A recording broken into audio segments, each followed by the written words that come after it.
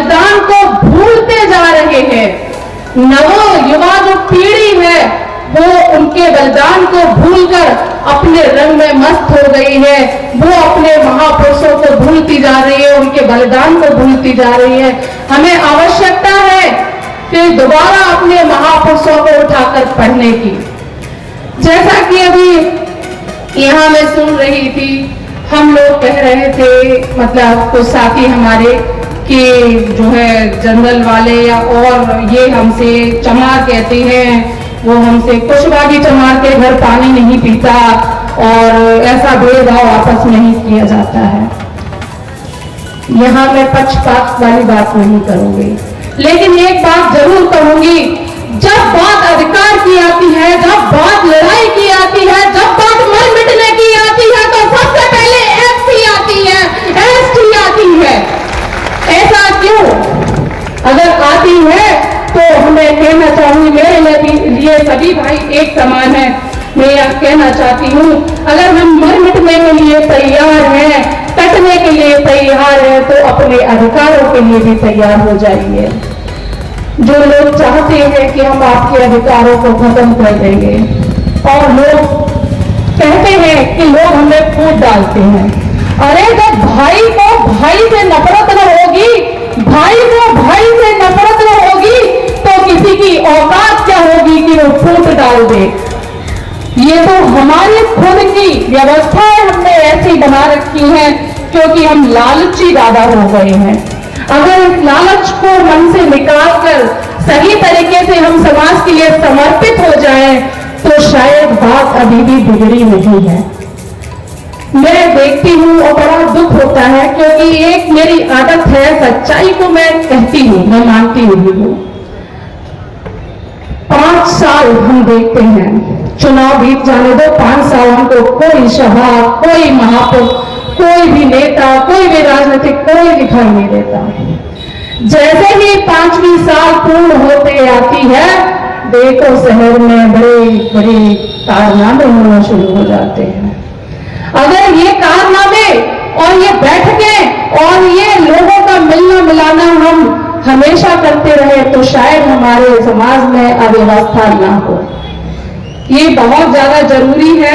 अब चूंकि ये सारी चीजें छोड़कर बात संविधान की चल रही है, तो मैं यहाँ कहना चाहूंगी कि संविधान आज खतरे में है। वो मनवादी लोग, कुछ ही मनवादी लोग, कुछ लोग उसको मिटाना चाहते हैं, क्योंकि उनको बड़ी ही प्रॉब्लम है कि आप स्वतंत्र हैं, आप सूट बूट पहन के घूम रहे हैं, आप उनके पैरों में नहीं झुकते हैं, आप उनकी जी हजूरी नहीं करते हैं, आप नजर से नजर मिला के उनसे बात करते हैं। इसलिए वो चाहते हैं कि संविधान को मिटा दिया जाए। पर मैं इस मंच के माध्यम से आज भारत की बेटी कहना चाहती हूँ कि जो संविधान को मिटाने की मंशा रखते हैं, वो अपने मन से इस मंशा को मिटा दें, अन्यथा हम उनको मिटा देंगे, हम उनको मिटा देंगे, हम उनके वजूद को मिटा देंगे। ये भारतीय संविधान किसी के बाप की बपौती नहीं है, जिसने जैसा चाहा वैसा बदल दिया, जिसने चाहा वहां उसको रोक दिया। ये भारतीय संविधान विश्व का वह संविधान है जो विश्व में सबसे सर्वोच्च है, सबसे उच्च है और एकता का, स्वतंत्रता का अधिकार देता है। कुछ लोग इस बात को कहकर बहलाते फुसलाते हैं कि संविधान में तो केवल कुछ विशेष जातियों की ही बात की गई है। मैं आज इस मंच के माध्यम से बता देना चाहती हूँ, जिन भाई बहनों के मन में ये किसी भी समाज का है, ये बात जमी हुई है कि संविधान में किसी विशिष्ट जाति वर्ग, विशेष वर्ग, धर्म वर्ग को ही अधिकार दिए गए हैं, तो वो एक बार संविधान को उठा के पढ़ ले। यह भारतीय संविधान वह संविधान है जिसमें हर धर्म, हर जाति, हर वर्ग, हर लिंग को बराबर का अधिकार दिया गया है। मेरे बाबा साहब ने सबको बराबर जीने का अधिकार दिया है। तो यहाँ मैं कहना चाहूंगी कि कहते हैं आरक्षण की बात आती है, तो आरक्षण किसको नहीं है? सबको आरक्षण है।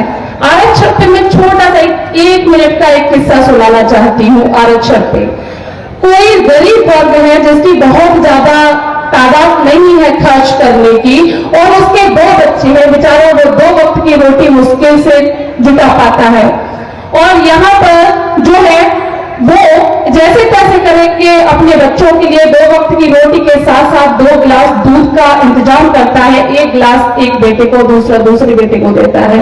लेकिन अकस्मात एक बेटे की तबीयत खराब हो जाती है और डॉक्टर कहता है कि भाई आपका बच्चा ये बहुत ज्यादा कमजोर है और इसकी देखभाल आपको करनी है। लेकिन बेचारे माता पिता, उनके पास व्यवस्था तो उतनी ही है, वो कहां से करें। तो एक बेटा बिल्कुल स्वस्थ है तो माता पिता एक व्यवस्था करते हैं, बेटे को समझाते हैं, बेटा एक काम करो, आपका भाई ज्यादा बीमार है, आप तो ठीक ठाक हो, कुछ दिन के लिए अपने हिस्से का दूध अपने भाई को दे दो। जैसे ही भाई स्वस्थ हो जाएगा, ये दूध वापस आपको मिलना शुरू हो जाएगा। तो वही जो है मेथड, वही जो है विधि, वही नियम मेरे संविधान में भी अपनाया है। मेरे संविधान दी गई है कि जो लोग दबे कुचले निम्न वर्ग के थे, जिनका शोषण किया गया, जो शोषित वर्ग से थे, उनको थोड़े से अधिकारों को, जैसे कि दूध माँ बाप ने दे दिया, वैसे ज्यादा थोड़ा सा उनको कर दिया गया, तो लोगों को परेशानी होने लगी। जब वो दुरुस्त हो जाए तो अपने आप ही ये व्यवस्था बदल जाती। लेकिन कौन है जो उसको दुरुस्त होने देता है? संविधान को बंद करने की, खत्म करने की बात तो सब करते हैं, लेकिन वाकई आरक्षण की बात कौन करता है?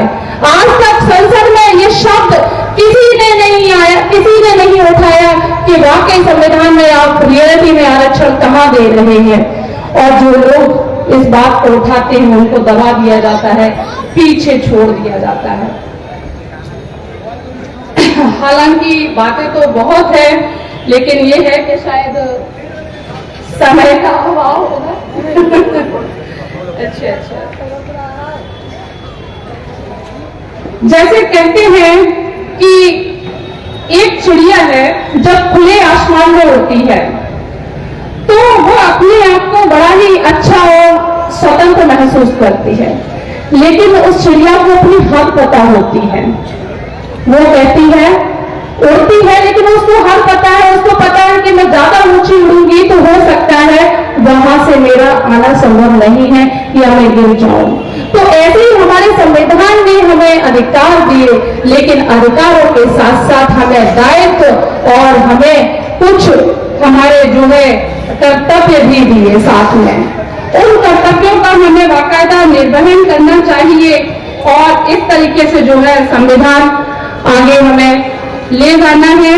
संविधान के अलावा मैं यहाँ कहना चाहूंगी जो मेन मुद्दा है मेरा, आज तो हम देख रहे हैं सबसे ज्यादा जो लोग कुटाराघात कर रहे हैं, जो मनवादी लोग, जो बड़े व्यवस्था को मानने वाले लोग, वो हमारी शिक्षा पर कर रहे हैं। शिक्षा पर कैसे? शिक्षा पर ऐसे कर रहे हैं भाई कि हमारी